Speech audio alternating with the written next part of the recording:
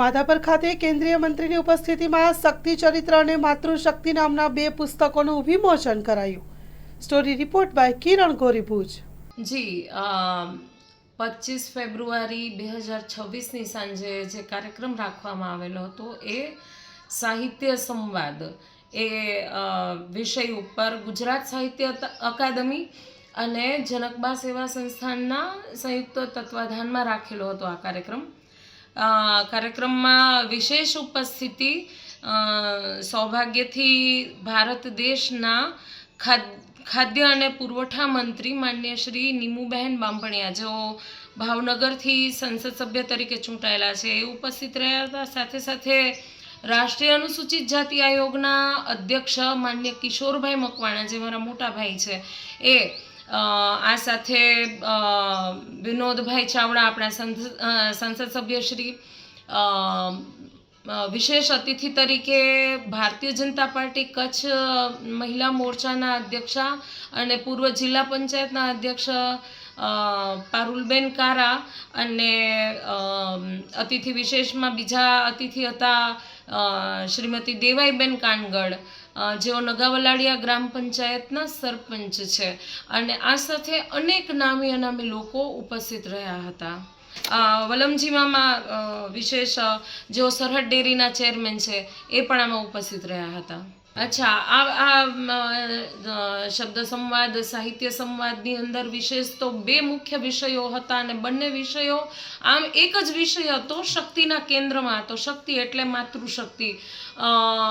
આદિકાળથી લઈ અને સાંપ્રત આઈ સોનબાઈમાં સુધી, આદિ આવડથી આઈ સોનબાઈમાં સુધી જે પણ જગદંબાઓ થયા, 20 ચારણી જગદંબાઓનું જીવન દર્શન, અને એ જીવન દર્શનની અંદરમાં એનો શું મુખ્ય સંદેશ હતો? તો એવો સંદેશ હતો કે આજે લોકોની માન્યતા કે લોકોની સમજણ શું છે એ મને બહુ નથી ખબર, પણ મને જેટલી ખબર છે એમાં મને એવું લાગ્યું કે ક્યાંક ને ક્યાંક લોકો એવું સમજે છે કે માતાજી હોવું એટલે કોઈના ઘરે પધરામણી કરવી અને કોઈને માનતા બાધા આપવી ને દોરા આપવા ને આવું કોઈ કામ ચારણ જગદંબાઓનું નહોતું રહ્યું.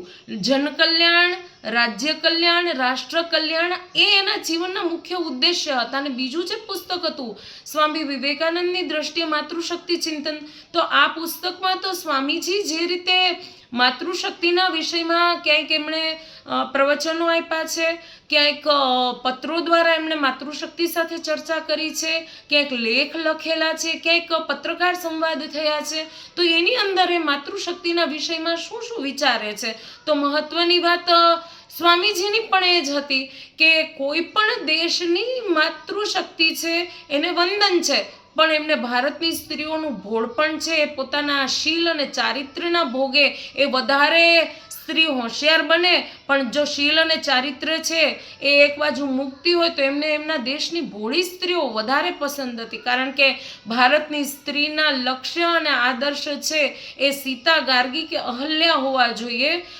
પશ્ચિમની મહિલાઓની હોશિયારી અને ચપળતાને ખૂબ સરાહી છે, પણ ચપળતા અને હોશિયારીના પીછાણાની અંદરમાં ક્યાંક ને ક્યાંક એ સ્ત્રીઓએ પોતાનું શીલ અને ચારિત્ર તડકે મૂક્યું હોય તો એ બાબતની ઘોર નિંદા પણ કરી છે સ્વામીજીએ. તો આ બંને વિષય કેન્દ્રમાં હતા.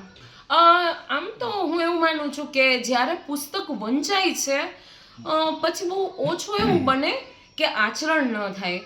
વાંચન તરફનો જે આગ્રહ છે, કારણ કે શિક્ષણ એટલું બધું વધારે વ્યસ્તતા ભરેલું થઈ ગયું છે કે ઇતર વાંચન છે કદાચ બહુ સુલભ નહીં થતું હોય, પણ જે વાંચક વર્ગ છે એ ક્યાંક ને ક્યાંક પોતાના જીવનની અંદરમાં ઉતારે છે.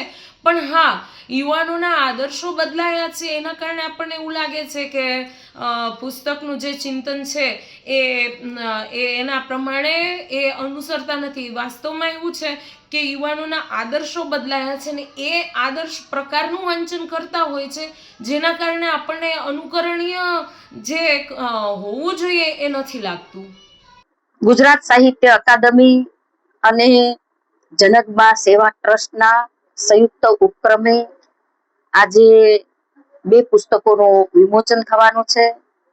આ પુસ્તકના લેખિકા અમારા બેનશ્રી રસિકબા કેસરિયા દ્વારા આ બંને પુસ્તકો લખાયા છે.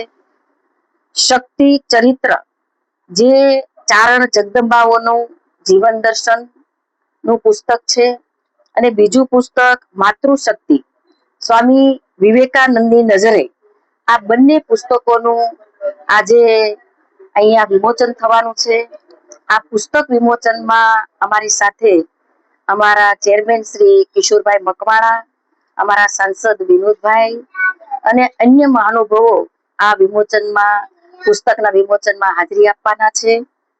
આ પુસ્તક આવનાર પેઢીને એક ઘડતર માટે અગત્યનો ભાગ ભજવશે. આ બંને પુસ્તકો નારી શક્તિને સમર્પિત છે, અને આ પુસ્તકો નારી દ્વારા જ નારી શક્તિનો આવો મહિમા જ્યારે લખાતો હોય તે ખરેખર વંદનીય છે.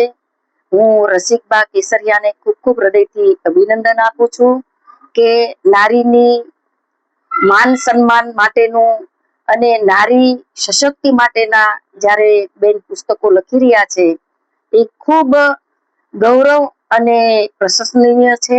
એમને ખૂબ ખૂબ હૃદયથી હું અભિનંદન આપું છું. આદરણીય વડાપ્રધાન શ્રી નરેન્દ્રભાઈ મોદીજીના નેતૃત્વમાં આજે ભારતની નારી હોમ મેકર થી નેશન બિલ્ડર બની રહી છે. દરેક ક્ષેત્રે નારી આગળ વધી રહી છે. નારીઓને આગળ વધવા માટે મોદી સાહેબના નેતૃત્વમાં પ્લેટફોર્મ મળી રહ્યું છે. નારી સશક્ત બની રહી છે, અને આવનાર દિવસોની અંદર પણ નારી એ રાષ્ટ્રના યોગદાનમાં પણ ખૂબ મહત્વનો ફાળો આપશે એવી શુભેચ્છા. અસ્તુ. ભારત માતા કી જય.